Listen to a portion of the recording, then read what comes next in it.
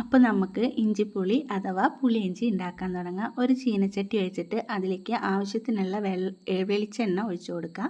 പിന്നെ നമുക്ക് കുറച്ച് ഉലുവ പൊട്ടിക്കണം. ഉലുവ പൊട്ടി വരുമ്പോൾ നമുക്ക് കടുകും കൂടി എടുത്തിട്ട് പൊട്ടിക്കാം കേട്ടോ. പിന്നെ വറ്റൽമുളക് ഉണ്ടെങ്കിൽ അതും ഇടാം. ഇഞ്ചി, പച്ചമുളക്, അതേപോലെ തന്നെ വെളുത്തുള്ളി ഞാൻ അരിഞ്ഞു വെച്ചിട്ടുണ്ട്. പിന്നെ ആവശ്യത്തിനുള്ള പുളി ഞാൻ വെള്ളത്തിലിട്ട് വെച്ചിട്ടുണ്ട്. ആവശ്യത്തിനുള്ള പുളി പറയുമ്പോൾ രണ്ട് മൂന്ന് ചെറുനാരങ്ങയുടെ വലിപ്പത്തിനുള്ള പുളി എടുത്തിട്ടുണ്ട് കേട്ടോ. നമുക്ക് ആവശ്യത്തിനുള്ള പുളി എടുക്കാം.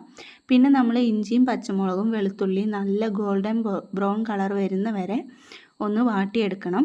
അങ്ങനെ ആയിക്കഴിഞ്ഞാൽ നമുക്കിനി കുറച്ച് പൊടികൾ ഇട്ട് കൊടുക്കണം. അതിന് മുന്നേ നമുക്ക് തീ ഒന്ന് കമ്മിയാക്കി വെക്കണം കേട്ടോ. സിമ്മിലിട്ടിട്ട് വെക്കണം. 1/2 ടീസ്പൂൺ മഞ്ഞൾപ്പൊടിയും 1 ടീസ്പൂൺ മുളക് പൊടിയും നമ്മൾ ഇട്ട് കൊടുത്തിട്ടുണ്ട്. കുറച്ചും കൂടി മുളക് പൊടി ഇട്ട് കൊടുത്തിട്ടുണ്ട് കേട്ടോ. കുറച്ച് എരിവില്ലാത്ത മുളക് പൊടി, അത് കാരണം കൊണ്ട് 1.5 ടീസ്പൂൺ ഇട്ടത്. എരിവുള്ളതാണെന്ന് വെച്ചാൽ 1 ടീസ്പൂൺ മതി. പിന്നെ ആവശ്യത്തിനുള്ള കായപ്പൊടി ഇട്ട് കൊടുക്കണം കേട്ടോ. 1/2 ടീസ്പൂൺ കായത്തിൻ്റെ പൊടി ഇട്ട് കൊടുക്കാം.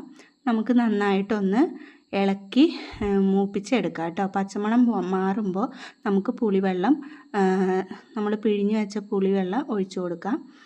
അപ്പോൾ നമ്മൾ ആവശ്യത്തിനുള്ള ഉപ്പും കൂടി ഇട്ടിട്ട് നന്നായി തിളച്ച് വരുമ്പോൾ നമുക്ക് തിളച്ച് കുറുകി വരണം കേട്ടോ. ഞാൻ കുറച്ച് നേരം വെയിറ്റ് ചെയ്യണം.